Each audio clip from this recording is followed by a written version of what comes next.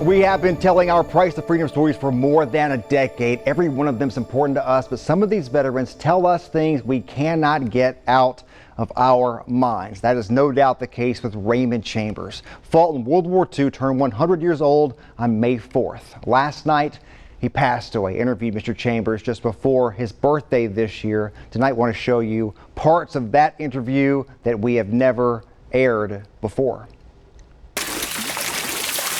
You're timeless, Ray. You don't change, ever. What do you want? Well, we're just going to sit and talk. It ain't going to be no big deal, I promise. No, she called me a river rat. What year were you born?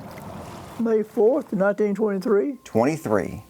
And you grew up around downtown Chattanooga? Tell me that story. 104 Pine Street. My dad kept the steamboats going.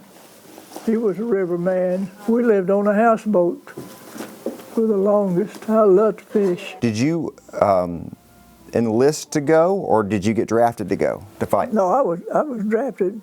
I was married when I went in. We're not going to give you a hard pop quiz or anything, I promise you.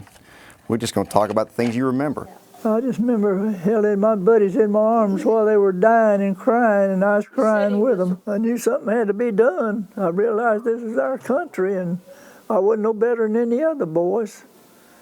So we went to South Carolina. We shipped to South Carolina for basic training. Then I went over as a replacement with the 3rd Infantry Division.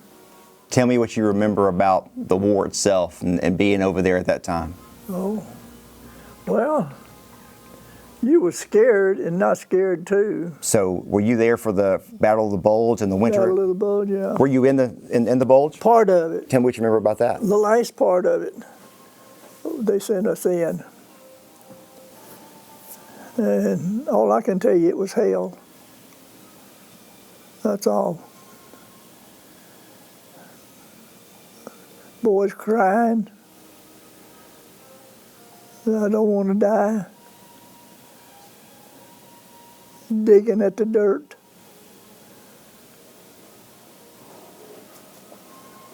Weeping. Some hollering, "Mama."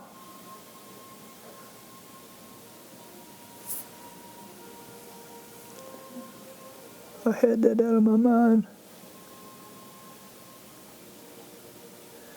You hold them in your arms, dying, talking to them. Tell them everything's going to be all right. Hollering for the first aid men to come. They're tending to 3 or 4 or 5, 10 more.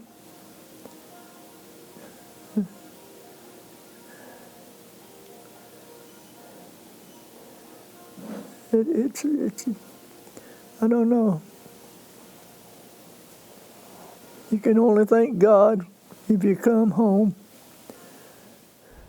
Mr. Chambers did make it home, lived a long life after the war. You can find the story we did with Mr. Chambers before his 100th birthday and his funeral arrangements as well on my Facebook page right now.